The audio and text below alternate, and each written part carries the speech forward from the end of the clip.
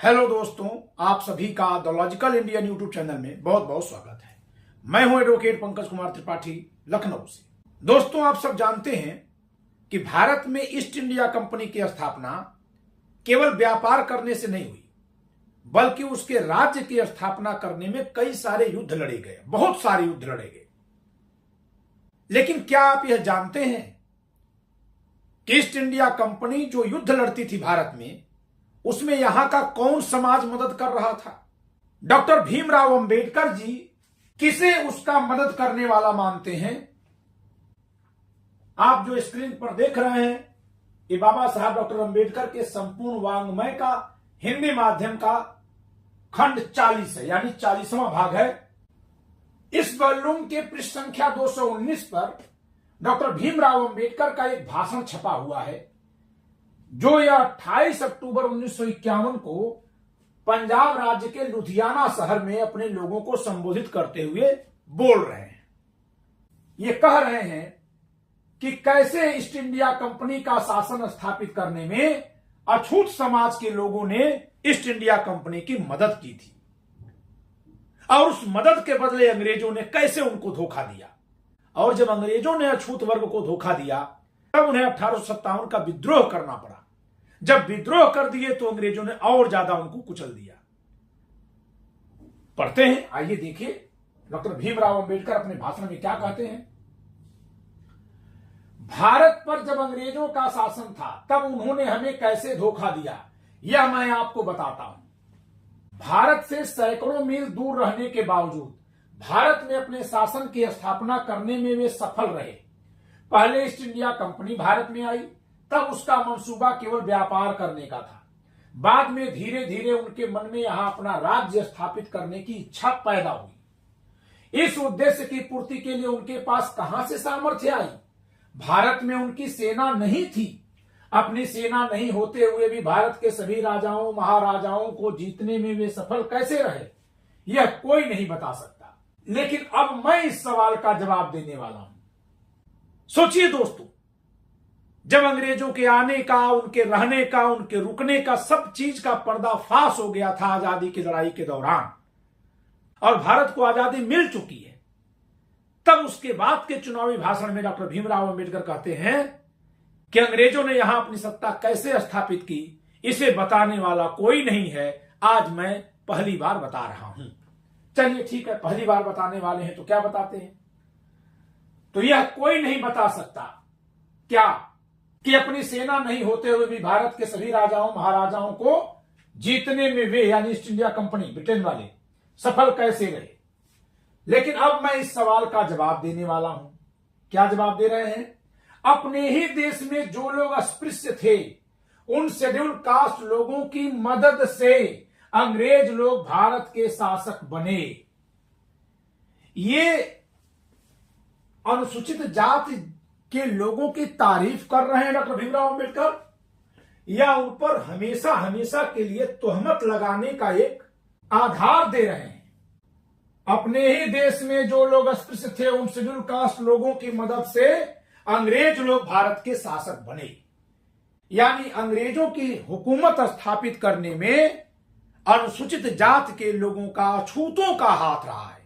आपको बता दूं दोस्तों कि बहुत सारी जातियां अछूत समाज में आती हैं और उन्हीं को शेड्यूल कास्ट में रखा गया है।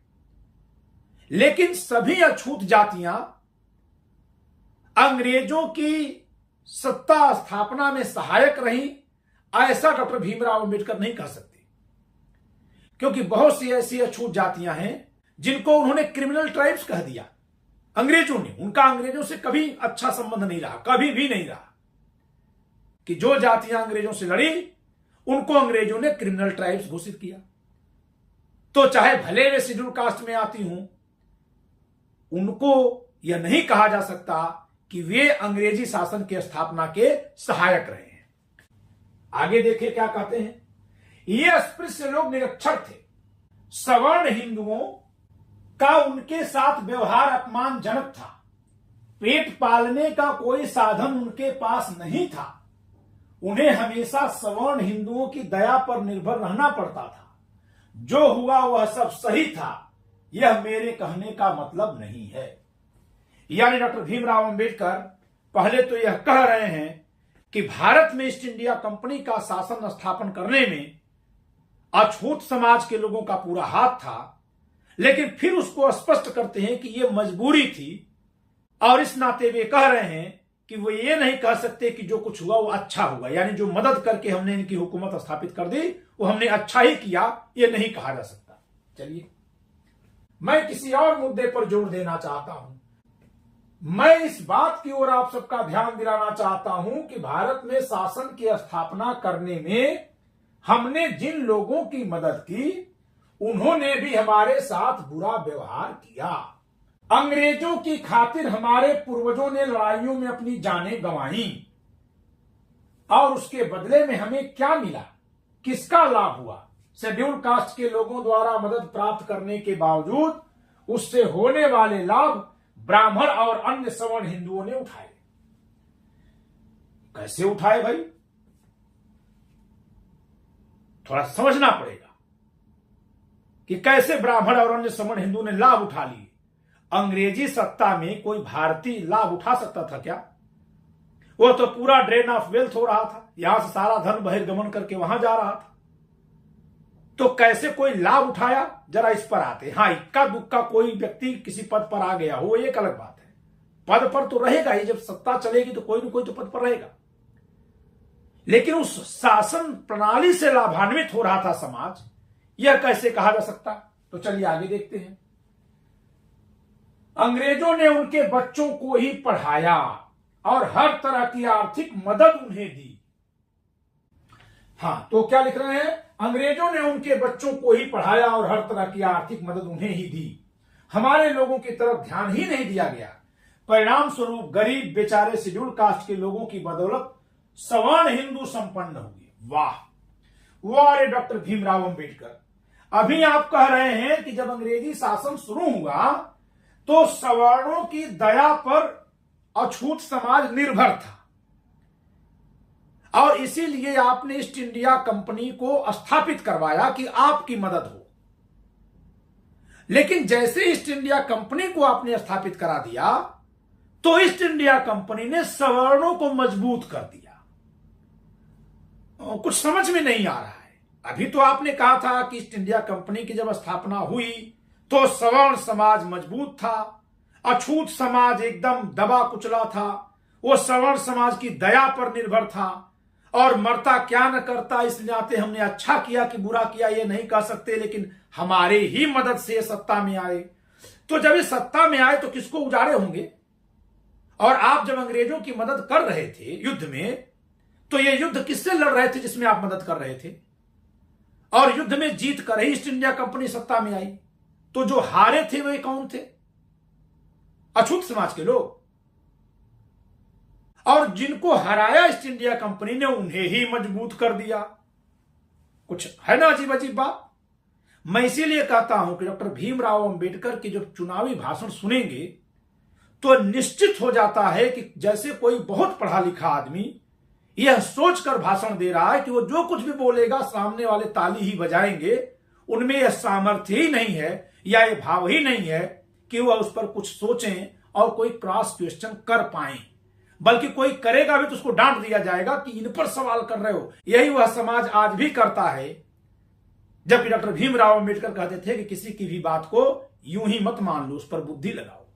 तो अब आप डॉक्टर भीमराव अंबेडकर की बात में परस्पर विरोधाभास देखिए कि एक तरफ कह रहे हैं कि सवर्ण हिंदुओं की दया पर थे, यानी यही सर्वशक्तिमान थे, जबकि उस समय तो सत्ता मुगलों की थी, या जहां मुगल नहीं थे वहां नवाब थे, इक्का दुक्का कहीं हिंदू राजा थे, और जो हिंदू राजा थे वे तो बाद में मोस्टली रियासतदार ही बनकर रहे। लेकिन चलिए, डॉक्टर भीमराव अंबेडकर कुछ कह रहे हैं तो मानना ही पड़ेगा, लेकिन जरा इनकी बात में विरोधाभास देख लीजिए। आगे क्या कह रहे हैं? तो बेचारे शेड्यूल कास्ट के लोगों की बदौलत सवर्ण हिंदू संपन्न हुए। वाह, अस्पृश्य लोग जैसे थे वैसे ही रहे, यानी अंग्रेज इसमें सबसे दयालु हैं।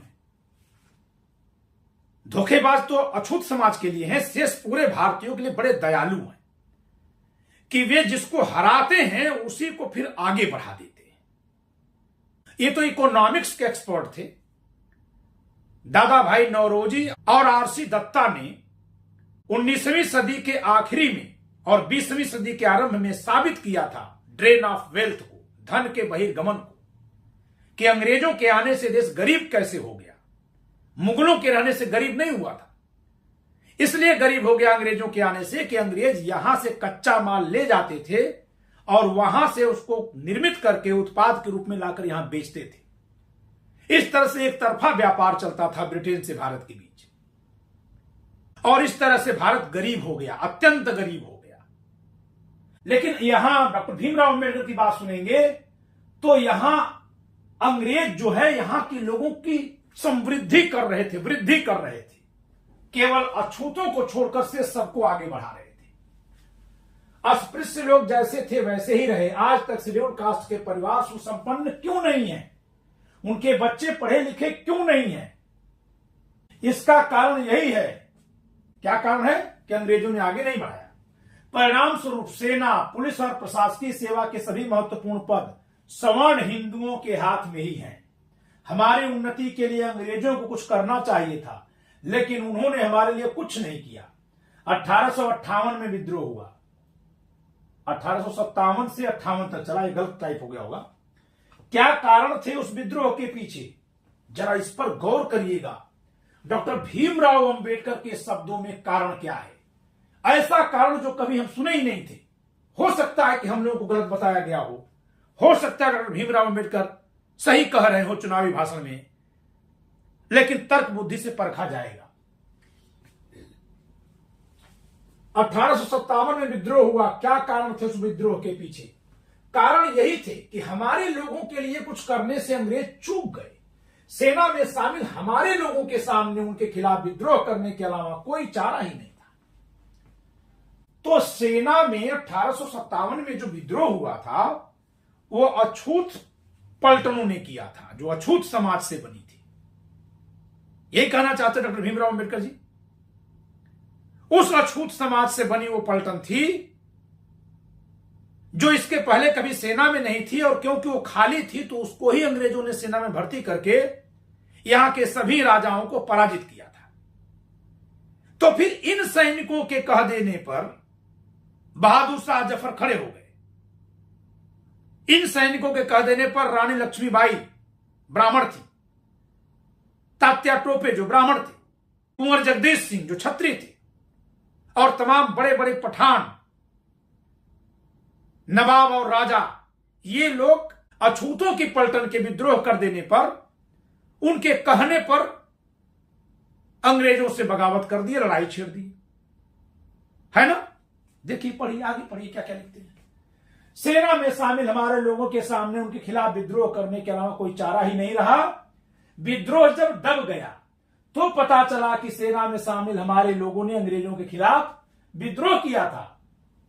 इसलिए अंग्रेजों ने हमारे लोगों की सेना में भर्ती बंद कर दी। इसलिए अंग्रेजों ने हमारे लोगों की सेना में भर्ती बंद कर दी। वारे डॉक्टर भीमराव अंबेडकर जी, और आपके पिताजी क्या थे? डॉक्टर भीमराव अंबेडकर जी के पिताजी सेना में सूबेदार थे। गजेटेड अफसर होता है नहीं, वो गाना कहानी खूब गाई, बहुत गरीब थे, एकदम बर्तन नहीं था, चद्दर नहीं था, खटिया नहीं थी, मचिया नहीं थी, खूब कहिए आप, सब सुनना है। लेकिन सेना में सूबेदार थे, ये जानिए आप।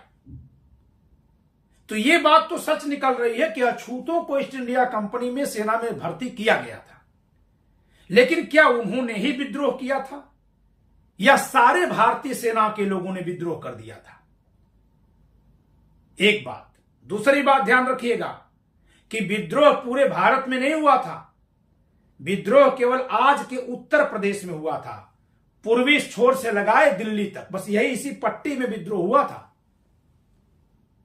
से सारे इलाके की सेना अंग्रेजों के साथ मुस्तैदी से तब भी खड़ी थी जब विद्रोह चल रहा था, और उसी सेना के दम पर न केवल सैन्य विद्रोह को कुचला गया, बल्कि सैन्य विद्रोह जो ईस्ट इंडिया कंपनी की सेना के भीतर हुआ था, उसके साथ जो तत्काल बिहार के पश्चिमी हिस्से यानी बक्सर से लगाए और उत्तर प्रदेश के पश्चिमी हिस्से यानी दिल्ली से लगाए पूरे उत्तर प्रदेश की जो पट्टी में रजवाड़ों ने जो हथियार उठा लिया था, उनको भी पराजित करने का काम उसी सेना के दम पर किया गया था जो शेष भारत से ईस्ट इंडिया कंपनी की सेना बनी थी, जिसमें राजस्थान के राजपूतों की सेना थी, गुजरात के मारवाड़ियों की सेना थी, पंजाब के सरदारों के सहयोग से जो सेना बनी थी वो थी। ये सारी सेनाओं ने मिलकर के अंग्रेजों का साथ देकर के कुचला था इस आंदोलन को। लेकिन डॉक्टर भीमराव अंबेडकर जी लुधियाना में जाकर कहते हैं कि हमारे लोग यहां आंदोलन कर रहे थे। सच बात तो यह है कि उस समय लुधियाना की जो सेना थी, पंजाब की जो सेना थी, वही दिल्ली में मुगल बादशाह को हराई है, क्योंकि वह क्रांति पंजाब में नहीं हुई थी। लेकिन ठीक है, जातिगत भाषण देना है, आगे देख लेते हैं। उनकी जगह हिंदू और राजपूतों की सेना में भर्ती की गई। वाह, हिंदू और राजपूत, मैं फिर से नाम लूंगा, कुंवर जगदीश सिंह, तात्या टोपे, नाना साहब, रानी लक्ष्मीबाई, ये सब तो राजपूत या हिंदू या ब्राह्मण हैं। इस प्रकार हम लोगों की आमदनी का प्रमुख जरिया समाप्त हो गया।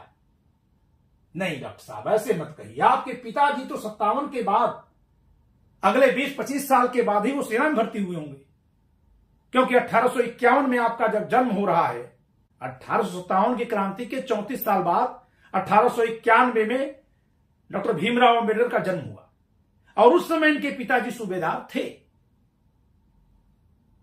तो 34 साल से पहले ही कुछ रहे होंगे ना। तो जरिया कैसे समाप्त हो गया? जिस जरिया से आपका जीवन शुरू हुआ उसी जरिया को कह रहे हैं समाप्त हो गया था। अंग्रेजों के इस देश में आने से पूर्व अस्पृश्य जिस हालत में थे, 1947 में जब अंग्रेजों ने भारत छोड़ा तब भी वैसी ही हालत में थे। तो यानी कि सवर्णों ने ही नहीं, अंग्रेजों ने भी धोखा दिया, यही कहना चाहते हैं डॉक्टर साहब। सत्ता का हस्तांतरण करते हुए अंग्रेजों ने सारी सत्ता सवर्ण हिंदुओं के हाथ में दी। सारी सत्ता सवर्ण हिंदुओं के हाथ में दी, इस कथन से आप सहमत हैं? पाकिस्तान और बांग्लादेश किसके पास था? यह भी तो अंग्रेजों के पास था ना। 14 अगस्त को आज के पाकिस्तान और बांग्लादेश की सत्ता मोहम्मद अली जिन्ना के हाथ में दे दी गई थी, क्योंकि लॉर्ड माउंटबेटन को दोनों कार्यक्रमों में शामिल होना था, तो 14 अगस्त को ही पाकिस्तान वालों को दे दिया। सवर्ण हिंदू तो नहीं है जिन्ना। और उसके बाद पंडित जवाहरलाल नेहरू को दिया। लेकिन पंडित जवाहरलाल नेहरू अगर प्रधानमंत्री बने तो ठीक नीचे बगल में एक गृह मंत्री हैं सरदार वल्लभ भाई पटेल, और वहां पर श्रम मंत्री बने हैं बाबू जगजीवन राम। सब तो हैं, सारे वर्ग के लोग हैं। ये सवर्ण हिंदुओं के हाथ में सत्ता दे दी कहने का क्या मतलब है? आगे चलिए देखते हैं। आप आम आदमी के नजरिए से इस भाषण को सुनिए कि जो गरीब जनता, शिक्षित जनता सुन रही है, कोट पहन करके, अपने में से एक आदमी जो बहुत पढ़ा लिखा है, जो लंदन से लौटा है, अमेरिका से पढ़ लिख कर आया है, जो गोरे अंग्रेजों के ऊपर रौब झाड़ता है, वो आदमी बोल रहा है। इन लोगों के दिमाग में क्या जाएगा? जरा पढ़कर देखिए। सारी सत्ता सवर्ण हिंदुओं के हाथ में दी, हम लोगों के हाथ कुछ नहीं आया। न्याय के बारे में जिनके मन में बिल्कुल आस्था नहीं, ऐसे हिंदू सवर्णों की दया पर हमें छोड़कर अंग्रेज चले गए। इससे हम कल्पना कर सकते हैं कि गरीब अस्पृश्यों के साथ सवर्णों का क्या व्यवहार रहा होगा। आज तक हम पिछड़े क्यों रहे, उसका यह कारण रहा है। अब मैं आपके सामने एक प्रश्न उपस्थित करना चाहता हूं कि क्या अभी भी आप उसी तरह पिछड़े हुए रहकर सवर्ण हिंदुओं के गुलाम बनकर रहना चाहते हैं? दरअसल डॉक्टर भीमराव अंबेडकर की पार्टी का नाम क्या था? Schedule caste federation. तो ये चाहते थे कि शेड्यूल कास्ट के लोग उनकी पार्टी को वोट दें, कांग्रेस को वोट न दें। उस समय कांग्रेस ही सबसे बड़ी पार्टी थी। तो कांग्रेस को वोट न दें और उनकी पार्टी को ही वोट दें, इसके ही लिए ये कांग्रेस को सवर्णों की पार्टी का करके अछूतों को भड़काते थे। और एक बात मैं अपने दर्शकों को बता दूं कि डॉक्टर भीमराव अंबेडकर जब सवर्ण शब्द कहते हैं तो उस सवर्ण में चारों वर्णों के लोग आते हैं। सवर्ण का मतलब चारों में से कोई वर्ण, अवर्ण का मतलब जो पंचम वर्ण था, जो अछूत जिसको कहते थे वो। क्योंकि डॉक्टर भीमराव अम्बेडकर की लेखनी को आप देखिए, उनमें जो लोग आपस में सछूत हैं, सछूत, वे सवर्ण हैं, और जो अछूत है वो अवर्ण है। तो यहां सवर्ण का मतलब केवल ठाकुर, बाभन, बनिया, लाला, भूमिहार तक सीमित मत करिएगा। उनकी नजर में सवर्ण का मतलब जाट, कोयरी, यादव भी था, क्योंकि उनकी पार्टी शेड्यूल कास्ट पार्टी थी। इस नाते उनके लिए इन वर्गों का वोट मांग पाना भी संभव ही नहीं था, न वो मांगते थे। इसके लिए वे कहीं कहीं कुछ और पार्टियों से गठबंधन करते थे, लेकिन उनका मुख्य वोटर और एकमात्र वोटर अछूत समाज के लोग थे। और देखिए यहां साफ साफ लिखे भी हैं, आर्य भारत में आए तब से वर्ण व्यवस्था लागू हुई, इंसानों को उनके जन्म के आधार पर सामाजिक स्थान दिया जाने लगा। कुछ लोगों को ब्राह्मण कहा गया, कुछ क्षत्रिय बने, कुछ वैश्य बने, कुछ लोग शूद्र बने, ये जो आए थे, और अन्य अस्पृश्य बने, ये अन्य। तो ये जो ऊपर के चार हैं वही इनके नजर में सवर्ण है, और नहीं तो अगर अभी भी स्पष्ट न हो तो देख लीजिएगा। इस श्रेणी के अनुसार अस्पृश्य सबके नीचे और समाज से सर्वथा अलग थे। सवर्ण हिंदू और अस्पृश्यों के बीच के संबंध पैर और जूती जैसे थे। मैं इनके इस वाक्य से आपको स्पष्ट कर रहा हूं कि डॉक्टर भीमराव अंबेडकर के भाषणों में जहां कहीं भी आप सवर्ण पढ़ते हैं, ये सवर्ण का मतलब होता है चारों वर्णों के लोग, और सवर्ण का दूसरा अर्थ है जो आपस में सछूत हैं। अछूतों को ये वर्ण से अलग मानते हैं, ठीक है। ये देखिए, शूद्र बने और अन्य अस्पृश्य बने, तो अन्य को अस्पृश्य में रखते हैं। घर में प्रवेश करते समय जूता बाहर ही खोल दिया जाता है, ठीक वैसे ही अछूत लोगों को समाज से बाहर रखा गया। उन्हें किसी तरह के कोई अधिकार नहीं दिए गए। सवर्ण हिंदुओं ने जो अपमानजनक व्यवहार किया उसे हजारों साल तक हम सहते आए हैं, और अभी भी सामाजिक, आर्थिक और राजनीतिक दृष्टिकोण से हो रहे जुल्म सह ही रहे हैं। तो इस तरह से आपने इस भाषण से समझ लिया कि डॉक्टर भीमराव अंबेडकर इस भाषण में मुख्यतया दो बातें कहते हैं। एक तो यह कि ईस्ट इंडिया कंपनी की सरकार बनवाने में युद्धों में सेना के तौर पर अछूत समाज के लोग शामिल हुए थे, और दूसरा यह कि 1857 का विद्रोह दरअसल अछूत समाज के सैनिकों का विद्रोह था, क्योंकि वे अंग्रेजी हुकूमत की स्थापना के बाद जो अंग्रेजी हुकूमत से पाना चाह रहे थे वह अंग्रेजी हुकूमत उनको नहीं दी थी।